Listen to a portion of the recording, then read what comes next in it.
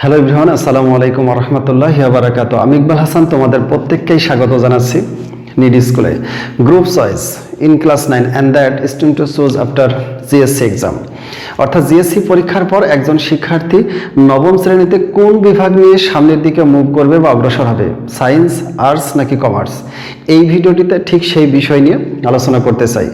এই ভিডিওটি তৈরি করার পেছনের কারণ যদি বলি, যে একজন শিক্ষার্থী যখন জিএসসি পরীক্ষা দিয়ে সদ্য নবম শ্রেণীতে উত্তীর্ণ হয়, এই নবম শ্রেণীতে উত্তীর্ণ হওয়ার সময় তার সামনে তিনটা উইন্ডো উন্মোচিত হয়, সায়েন্স, আর্টস এবং কমার্স। এখন কোন বিভাগ নিয়ে, মাস্ট বি একটা বিভাগ নিয়ে তাকে নবম শ্রেণীতে যেতে হয়। এখন কোন বিভাগটা নির্বাচন করে নবম শ্রেণীতে উত্তীর্ণ হলে তার জন্য সুইটেবল হবে বা পারফেক্ট হবে, সে এই সিদ্ধান্তটা কিন্তু নিজের চিন্তা বুদ্ধি বিবেচনা দিয়ে সাধারণত করে থাকে না। এই সিদ্ধান্তটা আসে কিভাবে? ফ্যামিলি থেকে সিদ্ধান্তটা আসে, অথবা সাধারণত অত্র প্রতিষ্ঠানের টিচার মহোদয় যিনারা আছেন তিনারা দিয়ে থাকেন, অথবা প্রতিবেশী সাকসেস পারসন যিনারা আছেন তিনারা দিয়ে থাকেন।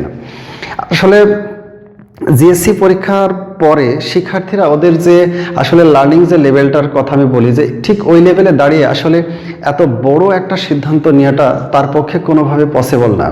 এর পেছনের কারণটা যদি বলি, যে এখানে দেখো আমাদের দেশের যে শিক্ষার ক্রম বা যে একটা ধারা, অর্থাৎ কোন স্তর থেকে কোন স্তরে যেতে হয়, কোন স্তরে পড়াশোনা করলে আসলে কি হওয়া যায়, অর্থাৎ টোটাল যে শিক্ষার যে একটা ক্রম, এই ক্রমটা সম্পর্কে অনেকের ধারণা থাকে না, বা এই বিশেষ করে এই লেভেলে অনেকের ধারণাটা আসলে ক্লিয়ার থাকে না। অনেকে জানতে পারে, যারা জানো তাদের অল দ্য বেস্ট। এই ক্রমটা যদি তারা জানে, বা আমি যে নিচে দুইটা ছক দিয়ে রেখেছি, এটা হচ্ছে একটা পরিসংখ্যান, অর্থাৎ এখানে ঢাকা বিশ্ববিদ্যালয় বা অন্যান্য যে পাবলিক ভার্সিটিগুলো আছে সেই ভার্সিটিতে ভর্তি যুদ্ধের যে একটা পরিসংখ্যান, সেই পরিসংখ্যানটা আমরা দিয়ে রেখেছি। এই পরিসংখ্যানগুলো অ্যানালাইসিস করার মতো সেই বয়স তাদের এখনো হয় নাই, বা সেই লেভেলে তারা এখনো যেতে পারে নাই, যার কারণে বা সঙ্গত কারণে তারা সেই সিদ্ধান্তটি নিতে পারে না। এখন এই যে সিদ্ধান্ত নেওয়ার ব্যাপারটা, আমি এই ভিডিওটাকে দুইটা অংশে বিভক্ত করেছি। একটি অংশ আমাদের দেশের শিক্ষার ব্যবস্থার যে একটা ক্রম, অর্থাৎ কোন স্তর থেকে কোন স্তরে যেতে হবে, এই ক্রমটা এখানে উপস্থাপন করেছি, এবং এখানে দুইটা পরিসংখ্যান উপস্থাপন করেছি। এই পরিসংখ্যানের মাধ্যমে একজন শিক্ষার্থী ইন ফিউচার সে কী ধরনের ক্যারিয়ার মেক করবে, বা কী ধরনের ক্যারিয়ার মেক করার জন্য তার আসলে কোন বিভাগ নিয়ে পড়াটা উচিত, এই বিষয়টা সে ইনশিওর করতে পারবে। সো আশা করছি ভিডিওর সম্পূর্ণ অংশ আমার সাথেই থাকবা, ভিডিওর কোনো অংশ স্কিপ না করে অ্যাটেন্টিভলি ভিডিওটির সম্পূর্ণ অংশ দেখবা, যদি বিভাগ নির্বাচনে সঠিক সিদ্ধান্ত নিতে হয়। তো প্রিয় শিক্ষার্থীরা, যারা এই ভিডিওটি দেখছো, তোমরা অবশ্যই ভিডিওতে একটি লাইক দিয়ে কে কোথা থেকে ভিডিওটি দেখছো নাম সহ স্কুলের নাম অবশ্যই কমেন্ট বক্সে জানিয়ে দিও। তো প্রিয় শিক্ষার্থীরা, শুরু করছি আজকের আলোচনার মূল পর্ব। So now let's get start. আমাদের দেশের শিক্ষার প্রেক্ষাপটে সর্বপ্রথম পাবলিক পরীক্ষা হচ্ছে পিএসসি পরীক্ষা। এই পিএসসি পরীক্ষার পর শিক্ষার্থীদের ষষ্ঠ, সপ্তম, অষ্টম এই তিনটা শ্রেণীতে অভিন্ন পাঠ্য বই পড়াশোনা করে সেকেন্ড যে পাবলিক পরীক্ষা অর্থাৎ জিএসসি পরীক্ষায় অংশগ্রহণ করতে হয়। ওকে, এটা তো তোমরা সকলে জানো। জিএসসি পরীক্ষার পর শিক্ষার্থীদের সামনে তিনটা উইন্ডো উন্মোচিত হয়, সায়েন্স, আর্টস এবং কমার্স, অর্থাৎ যেটাকে বলা হয় বিজ্ঞান শাখা, মানবিক শাখা। আর্টস মানে মানবিক শাখা এবং কমার্স মানে হচ্ছে বাণিজ্য বা ব্যবসায় শাখা। এখন কোন শিক্ষার্থী, এই যে জিএসসি পাশ করা শিক্ষার্থীদের ভেতরে কার জন্য কোন গ্রুপটা কমফোর্ট বা সুইটেবল হবে, এইটা আসলে নির্বাচন করাটা মোস্ট ইম্পর্টেন্ট একটা ব্যাপার। কারণ এখানে এই বিষয়টাকে অবহেলা করার বিষয় না, this is the most important thing for a student. So একটু বিষয় মনে রাখতে হবে, এই জায়গাটায় তুমি যদি বিভাগ নির্বাচনে কোনো ধরনের ভুল করো, তোমার ভবিষ্যৎ ক্যারিয়ার গঠনের ক্ষেত্রে এর বড় ধরনের একটা প্রভাব পড়বেই, মাস্ট বি। সো এখানে অবহেলা না করে খুব সুন্দরভাবে ঠান্ডা মস্তিষ্কে চিন্তাভাবনা করে সকলের সাথে ডিসকাস করে একটা সিদ্ধান্ত নিতে হবে আসলে তোমার জন্য কোন বিভাগটা নির্বাচন করাটা উচিত। সো এখানে দেখো যে আমি সাজেস্ট করবো যে যারা জিএসসি পরীক্ষায়, তোমাদের জিএসসি পরীক্ষায় যে ম্যাথমেটিক্স যে সাবজেক্ট ছিল এবং বিজ্ঞান যে একটা বই আছে, এই বিজ্ঞান বইটি আসলে তোমাদের নবম শ্রেণীর যে সায়েন্স, অর্থাৎ এখানে দেখো যে এই যে পদার্থ, রসায়ন, জীববিজ্ঞান, উচ্চতর গণিত, বিজিএস বা বাংলাদেশ গ্লোবাল সায়েন্স যেটাকে বলা হয়, এখানে এই যে পদার্থবিজ্ঞান, রসায়ন এবং জীববিজ্ঞান এই তিনটা সাবজেক্টের কম্বিনেশনে তোমাদের জিএসসি পরীক্ষার যে বিজ্ঞান বইটি ছিল সে বিজ্ঞান বইটি বলবো যে আসলে সায়েন্সের একটি বেসিক মাত্র। সো কারো যদি সেই বিজ্ঞান বইটি যদি ভালো লাগে, ম্যাথমেটিক্স যদি ভালো লাগে, আমি তাকে মাস্ট বি সাজেস্ট করব সায়েন্স গ্রুপ নিয়ে পড়ার জন্য। আর যদি কারো এই ম্যাথমেটিক্স ভালো না লাগে, বিজ্ঞানের বইটি যদি কারো কাছে ভালো না লাগে, একটি বিরক্তিকর যদি একটা অবস্থা মনে হয় এই সাবজেক্টের উপরে, তাহলে আমি তাকে রিকোয়েস্ট করব তোমাদের সায়েন্স নেওয়ার প্রয়োজন নেই, আর্টস এবং কমার্স নিয়ে পড়তে হবে। এইটা আবার মনে করো না যে আর্টস কমার্স নিয়ে পড়লে হয়তো নিজেদের মূল্যটা অনেক কমে যায় বা নিজের ডিমান্ড অনেক কমে যায়। মানুষে কি বলবে আর্টস কমার্স নিয়ে পড়বো? যারা সায়েন্স নিয়ে পড়ে তারা হয়তো অনেকে মনে করে যে আমি সায়েন্স নিয়ে পড়ি, ইন ফিউচার আমার মানে আসলে ক্যারিয়ার মেক করতে আসলে অনেকটা সুবিধা হবে বা আমি সফল হবই। বা আর্টস বা কমার্স যারা পড়ে তারা হয়তো অনেক সময় মনে করে যে আমার মনে হয় ফিউচার আর কিছু হবে না বা আমি কিছুই হতে পারবো না, এইরকম ধরনের তাদের একটা মানসিকতা সৃষ্টি হয়। আমি তোমাদের রিকোয়েস্ট করব ভিডিওটি সম্পূর্ণ অংশ দেখতে থাকো। একসময় তোমাদের এই চিন্তা ভাবনাটা তোমাদের মাথা থেকে, এই ভিডিওটি দেখার পরে তোমাদের মাথা থেকে দূর হয়ে যাবে। আমি একটা বিষয় তোমাদের বলি, যে বিষয়টা ভালো বোঝো বা ভালো পারো, ঠিক সেই বিষয়ে নিজের স্কিলটাকে একটু বাড়াইতে হবে বা নিজের দক্ষতাটাকে যদি একটু বৃদ্ধি করতে পারো, সেই সাবজেক্টের উপরে নিজেকে যদি অনেকটা ট্যালেন্ট করতে পারো বা মেধাবী করতে পারো, সেখান থেকে অর্থাৎ প্রত্যেকটা জায়গা থেকে প্রত্যেকটা সাবজেক্ট থেকেই সেই জায়গাটাই তোমার বা সেই জায়গা থেকে তোমার সফলতা পাওয়াটা সম্ভব। ওকে, আচ্ছা, এখন এই যে আর্টস কমার্সের যে ব্যাপারটা, এইটা সাধারণত দেখো যে আমাদের দেশের যে আসলে একটা ধারা বা মোশন বা গতি যেটাই বলি, যে প্রথম সারির স্টুডেন্ট তারা সায়েন্স নিয়ে পড়বে এবং তার থেকে একটু দুর্বল যারা তারা কমার্স, এবং ব্যাকবেঞ্চের স্টুডেন্ট যারা তারা আর্টস নিয়ে পড়বে। এই যে আসলে একটা মানে এই যে একটা ব্যাপার, এইটা সাধারণত সারা বাংলাদেশে তো একটা বিস্তৃত একটা অবস্থা। এই যে এই মানসিকতা থেকে আমাদের বের হয়ে আসতে হবে। এখন অভিভাবক এবং শিক্ষার্থী সকলের ভেতরে এই চিন্তা ভাবনাটা থাকে যে সায়েন্স নিলে বুঝি আসলে লাইফে সফলতা আসে এবং আর্টস বা কমার্স নিলে বুঝি সফলতা আসে না। এইরকম একটা মেজারমেন্ট স্টিক তুমি দেখাইতে পারবা বা পরিমাপ কাঠি দেখাইতে পারবা যে তুমি সায়েন্স নিয়ে পড়লেই তোমার সফলতার রেটটা অনেক বৃদ্ধি পাবে বা আর্টস কমার্স নিলে তোমার সফলতার রেটটা অনেক কমে যাবে? এইরকম কোনো মানে পরিমাপক কোনো স্টিক তুমি দেখাইতে পারবা না। অর্থাৎ নিজ নিজ সাবজেক্টে তুমি যে সাবজেক্টটা ভালো পারো সেটা যদি দক্ষতা অর্জন করে ভালোভাবে ওই সাবজেক্টে জ্ঞানী হতে পারো, মাস্ট বি ওই সাবজেক্ট থেকেই তোমার সফলতা পাওয়া সম্ভব। সো একটু চিন্তা ভাবনা করে বিভাগটা নির্বাচন করতে হবে। আচ্ছা, এবার দেখো এখান থেকে জিএসসি পরীক্ষার পরে একটি অংশ সাধারণত ভোকেশনাল বা বৃত্তিমূলক শিক্ষা যেটাকে বলা হয়, ঠিক অর্থাৎ ভোকেশনালে চলে যায়। এই ভোকেশনালে গেলেও এই যে পদার্থবিজ্ঞান যেটাকে ফিজিক্স বলা হয় এবং রসায়ন, কেমিস্ট্রি এবং এই যে ম্যাথমেটিক্স বা গণিত, এই সাবজেক্টগুলো থাকে। এর সাথে আরও বিভিন্ন কিছু টেকনিক্যাল সাবজেক্ট আছে, সেই সাবজেক্টগুলো পড়তে হয়। আচ্ছা, এখন এই ভোকেশনাল এসএসসি আর্টসের এই যে সায়েন্স, আর্টস এবং কমার্সের যে স্টুডেন্ট, এরা সকলে এসএসসি পরীক্ষায় অংশগ্রহণ করে এবং ভোকেশনালের যে স্টুডেন্ট আছে তারা এসএসসি সমমান, অর্থাৎ তাদের যে পরীক্ষাটা হয় সেই পরীক্ষাটা হচ্ছে এসএসসি সমমান।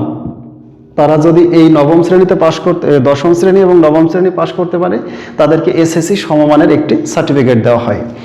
আচ্ছা, এখন এসএসসি পাশ করার পর শিক্ষার্থীরা আবার কি করে, আবার তিনটা অংশে বিভক্ত হয়ে যায়, সায়েন্স, আর্টস এবং কমার্স।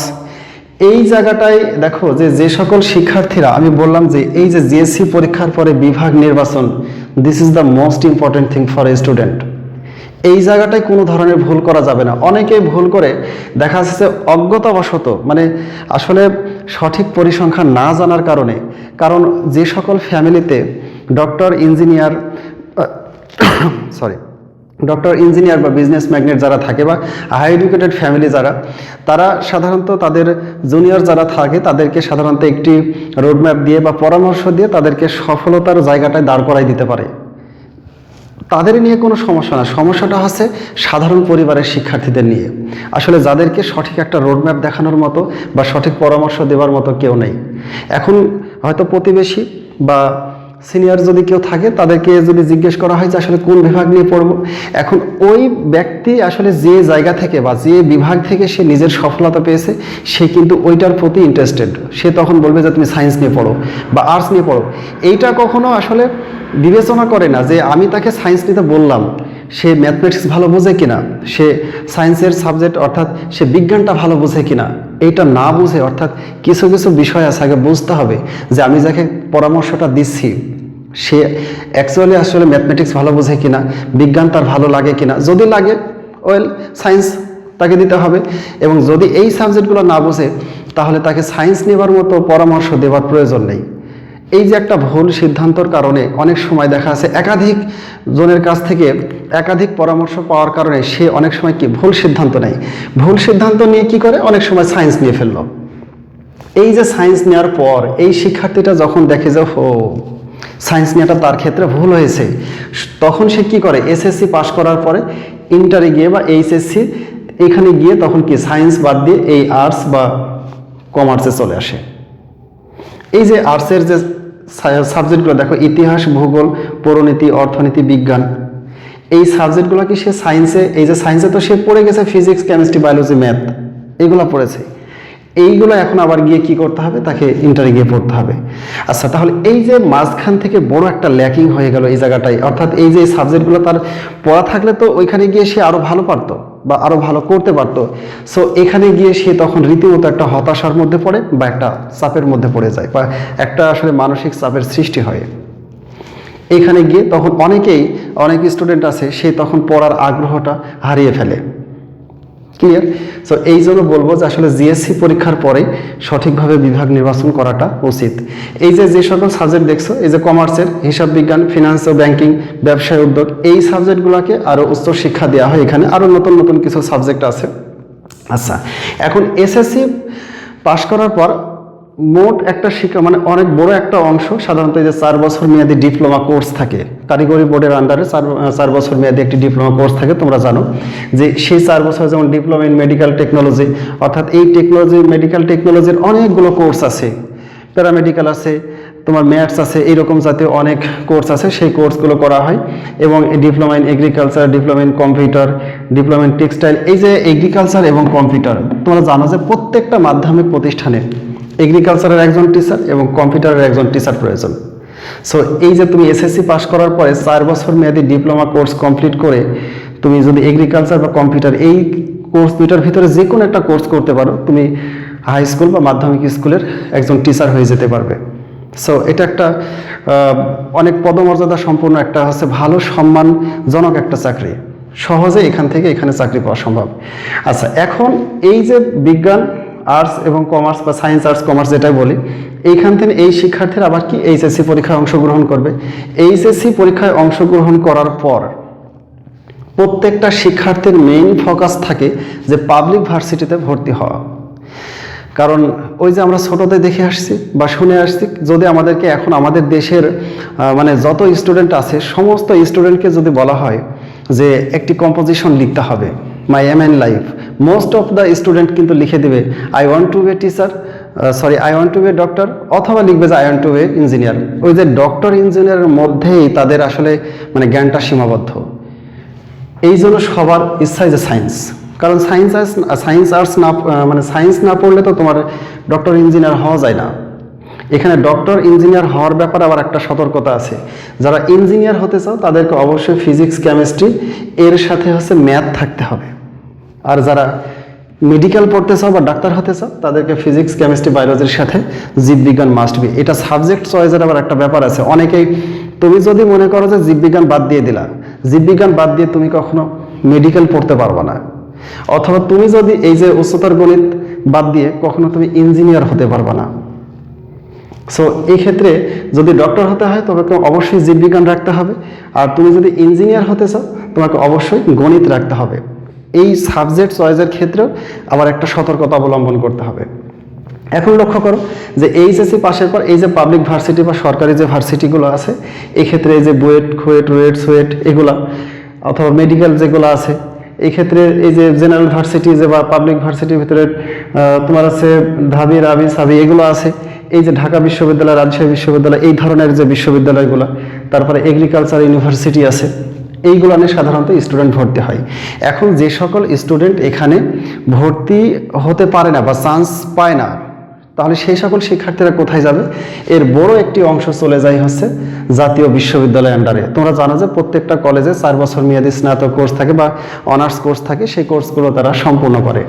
এবং এর একটি অংশ যারা আর্থিকভাবে সচ্ছল সেই সকল স্টুডেন্ট, আবার অনেক অংশ চলে যায় হচ্ছে নন গভর্নমেন্ট ইউনিভার্সিটি, অর্থাৎ বেসরকারি যে ভার্সিটিগুলো আছে সেই ভার্সিটিতে। টোটালি এইটা হচ্ছে শিক্ষার একটা স্তর। এবং এই যে এই কোর্সগুলো করার পর দেখো মাস্টার্স বা গ্রাজুয়েট শেষ করে, অর্থাৎ এক্ষেত্রে এই স্তর থেকেও চাকরি পাওয়া সম্ভব। এখানে মাস্টার্স শেষ করার পরে আরও অনেক ডিগ্রি আছে, নিজের আসলে এক্সপিরিয়েন্স বাড়ানোর জন্য সেই ডিগ্রিগুলো করা হয়। এই হচ্ছে আমাদের দেশের শিক্ষা স্তর। আর এই যে এখান থেকে 4 বছর মেয়াদী ডিপ্লোমা, এখন এই যে ভোকেশনাল বা বৃত্তিমূলক শিক্ষার যে শিক্ষার্থীরা আছে তারা কোথায় যাবে? তারা সরাসরি চলে আসবে এখানে, অর্থাৎ তারা পলিটেকনিকের যে বিভিন্ন টেকনিক্যাল যে কোর্সগুলো থাকে সেই কোর্সগুলো সম্পন্ন করতে পারবে এবং সেখান থেকে বিএসসি ইঞ্জিনিয়ারিং করতে পারবে এবং পরবর্তীতে মাস্টার্স বা গ্রাজুয়েট শেষ করে ভালো চাকরি পাবে। ওকে, এইটা হচ্ছে আমাদের দেশের একটা শিক্ষার একটা স্তর। আশা করি এই বিষয়টা বুঝতে পেরেছো। এবার নিচে যে দুইটা পরিসংখ্যান দেওয়া আছে এই দুইটা বিষয় একটু ভালোভাবে বুঝতে হবে। ওই যে বললাম যে সায়েন্স থেকে সাকসেস রেট বেশি, আর্টস বা কমার্স থেকে আসলে সাকসেস হওয়া যায় না, এই মানসিকতা থেকে আমাদের বের হয়ে আসতে হবে।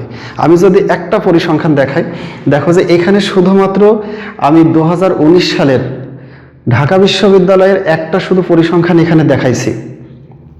এটা থেকে অনুমান করা যায় বা এর পরবর্তীতে সাধারণত এই ধারাটাই সাধারণত বজায় থাকে।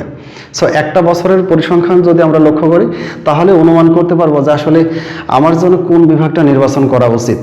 এখানে লক্ষ্য করা যায় বিজ্ঞান বিভাগের ঢাকা বিশ্ববিদ্যালয়ের 19 সালে বিজ্ঞান বিভাগে 90,000 শিক্ষার্থী প্লাস মাইনাস কম বেশি হতে পারে, 90,000 শিক্ষার্থী পরীক্ষায় অংশগ্রহণ করেছিল। ভর্তি পরীক্ষায় আসন সংখ্যা কত? 1700 মাত্র।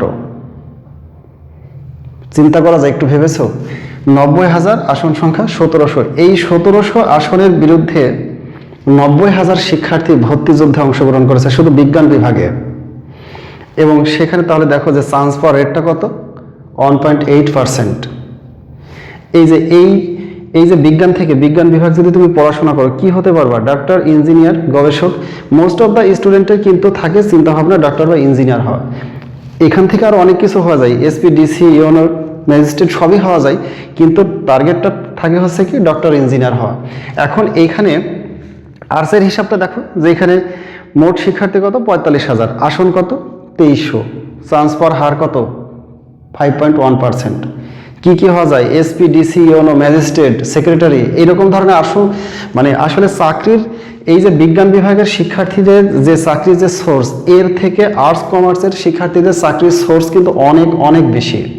ওকে, এবং দেখো যে কমার্সের 29,000 শিক্ষার্থী ভর্তিযুদ্ধে অংশগ্রহণ করেছে এবং সেখানে আসন সংখ্যা কত? 1250, প্লাস মাইনাস কম বেশি হতে পারে। এবং চান্স পাওয়ার হার কত? 4.31%। এখানে কি হতে পারে? কমার্স পড়লে ব্যাংক, শিল্প বা বিমা বা মার্কেটিং যে বিভিন্ন প্রতিষ্ঠান আছে এই প্রতিষ্ঠানের আসলে চাকরি পাওয়া সম্ভব। এছাড়া আরও অনেক ধরনের চাকরির ক্ষেত্র আছে যেগুলো চাকরি পাওয়াটা আসলে পসিবল।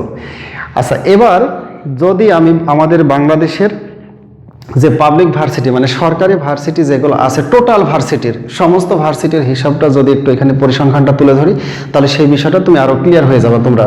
আচ্ছা, বিজ্ঞান বিভাগের দেখো যে আমি শুধু A+ প্রাপ্ত শিক্ষার্থীদের কথা বলছি যে 2019 সালে বিজ্ঞান বিভাগ থেকে A+ পেয়েছে 92,000 প্লাস মাইনাস 92,000, কম বেশি হতে পারে। এই 92,000 শিক্ষার্থী শুধুমাত্র A+ পেয়েছে বিজ্ঞান বিভাগ থেকে। তাহলে আরও A+, A- আছে, A গ্রেড আছে, B আছে, C আছে, D আছে, এরকম আরও অসংখ্য স্টুডেন্ট আছে। আমি শুধু A+ এর হিসাবটা দেখাচ্ছি, A গ্রেড বাদ থাকলো, আরও তো এর পরে আমি বাদ দিয়ে দিলাম। তাহলে দেখো যে 92,000 শুধু A+ পেয়েছে। এবং এই যে যত সরকারি ভার্সিটি আছে সমস্ত ভার্সিটির আসন সংখ্যা 35,000 প্লাস মাইনাস। আচ্ছা, তাহলে দেখো যে এইখানে 92,000 শুধু A+ প্রাপ্ত শিক্ষার্থী আছে। অনেক স্টুডেন্ট আছে যে এসএসসি A+, ইন্টার A+, ও তো নিশ্চিত যে দেখা আছে যে আমি যে কোনো একটা ভার্সিটিতে ইনশাল্লাহ চান্স পাবো। একটু ভাবা যায় 92,000 A+ প্রাপ্ত শিক্ষার্থী, সেখানে মোট আসন সংখ্যা, প্রত্যেকটা স্টুডেন্টের তো আসলে মেইন ফোকাস থাকে পাবলিক যে ভার্সিটিগুলো আছে সেখানে ভর্তি হওয়ার। তো এইখানের যদি অবস্থা দেয় 92,000, 35,000 আসন, তাহলে এই যে 57,000 A+ শিক্ষার্থী এবার যাবে কোথায় বলো তো? ওরা তো চান্স পাবে না, কারণ মোট আসন সংখ্যা তো 35,000। তাহলে এই যে 57,000 শিক্ষার্থীর অবস্থাটা কি হবে বুঝেছো? তারা এসএসসি, এইচএসসি A+ পাওয়ার পরেও তাদের কোনো পাবলিক ভার্সিটিতে চান্স হবে না। সো তাদেরকে বাধ্য হয়ে এই যে নন গভর্নমেন্ট ইউনিভার্সিটি, যদি বাবার অনেক টাকা পয়সা থাকে তাহলে সেক্ষেত্রে বেসরকারি বিশ্ববিদ্যালয়ে পড়তে হবে, অন্যথায় জাতীয় বিশ্ববিদ্যালয়ের আন্ডারে অর্থাৎ প্রত্যেকটি কলেজে যে অনার্স কোর্স আছে সেগুলো করতে হবে। তাহলে এই বিজ্ঞান বিভাগ থেকে দেখো যে আসলে এই জায়গা থেকে বেকারত্বের সংখ্যাটা কিন্তু অনেক বেশি। এই যে আর্টসের হিসাব করো, এখানে মোট হচ্ছে কত, এ প্লাস প্রাপ্ত শিক্ষার্থী 14,000, আসন সংখ্যা কত, 11,000। 14,000 শিক্ষার্থী, আসন সংখ্যা 11,000।